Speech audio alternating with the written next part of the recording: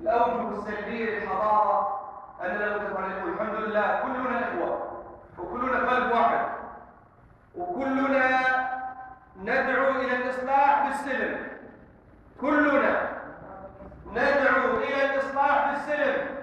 الإسلام علمنا هكذا، ديننا علمنا هكذا، ديننا علمنا ويسمع الدنيا كل الدنيا أن نحترم المسيحي ونحترم غير المسلم، وهو هكذا. ليس هنالك إنسان مسلم يقول هذا الكلام أيها الإخوة أبدا.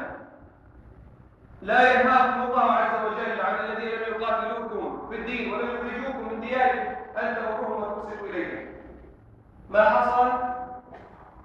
حصل من بعض الشباب هذا فور ولا يكون له أحد، والآن إن شاء الله غدا وبعد الغد كلنا على هذا القلب الواحد، كلنا نطلب مطالبنا بفمنا المليء من غير دماء ومن غير عنف، من كل المساجد ومن المسجد العمري. الاتصال مفتوح شيخ. المطالب يا ايها احنا تكلمنا، نحن منكم، نحن كلنا كتبنا مطالب من اعلى سقف الى مطالب كل الناس من اعلى كيف. وزير الداخلية فات عن سؤال عاريات عاريات.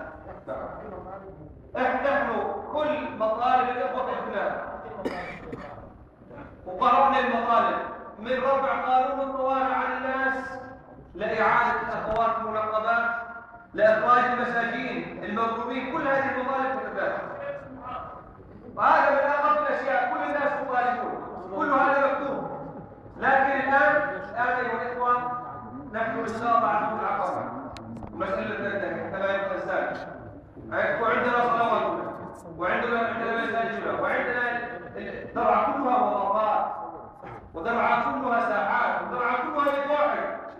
يا شيخ انزل بس علي على الجوال، كلامك كان حلو وجيد بس انزل علي على الجوال. نحن لا تماما نحن عندنا صورة عما جرى ذلك. لا قيادة العالم هاي. عندما يتفرق الناس تكون هذه الآراء تقع في شر أعظم. إذا بقينا